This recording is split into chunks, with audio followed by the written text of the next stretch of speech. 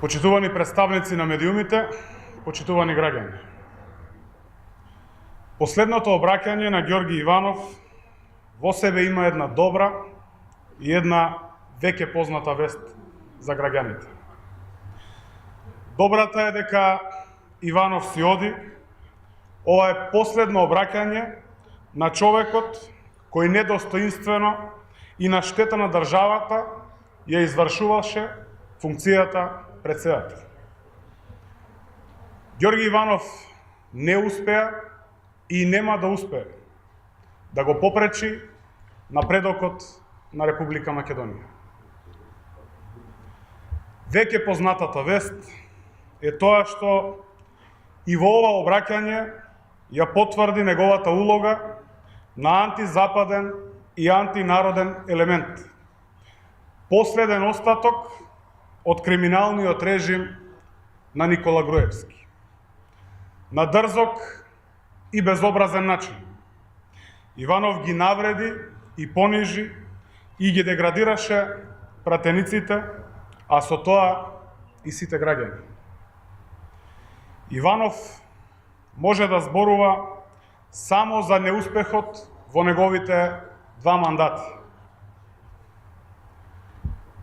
Македонскиот идентитет и македонскиот јазик се трајно обезбедени и заштитени.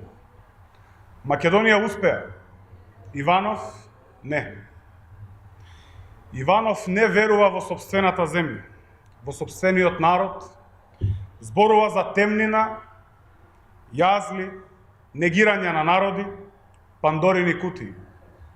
Заглавен е во минатото, целосно отсутен од стратешките интереси на Република Македонија. Лажно зборува дека е загрижен за перспективите на младите луѓе, а дејствуваше против нивните интереси, против членството на Република Македонија во Европската Унија и НАТО. Тој е директен противник на интересите на младите луѓе. Тој е директен противник на еднината. Македонија е среќна и просперитетна земја.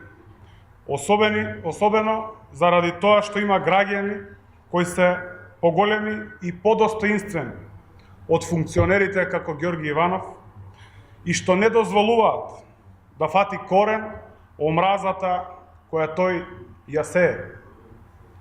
Во своите 2 мандати Иванов ниту еднаш не излезе во јавноста за некое клучно и важно прашање за граѓаните или пак за интересите на еднината на државата. Не кажа ниту еден збор за гушењето на демократијата. Молчеше за затворањето на медиумите.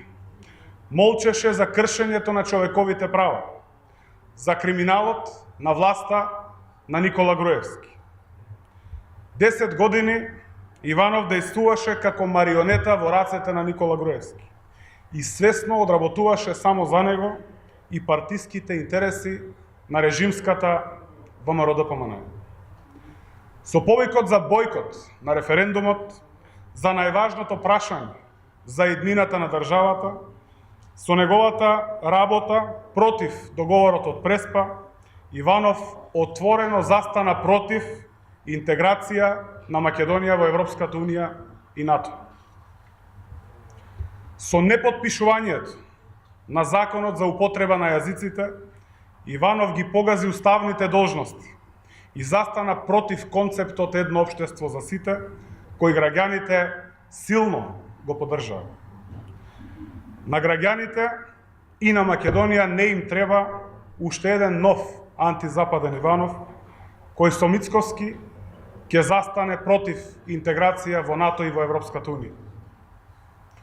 Граѓаните ќе ја заштитат Македонија од нов антизападен Иванов на изборите напролет. Ќе изберат вистински председател на сите граѓани, кој ќе застане рамо до рамо со прогресивните демократски сили за обезбедување на еднината, за напредок, за полноправно членство на Република Македонија во Европската Унија и НАТО. Ви благодарам.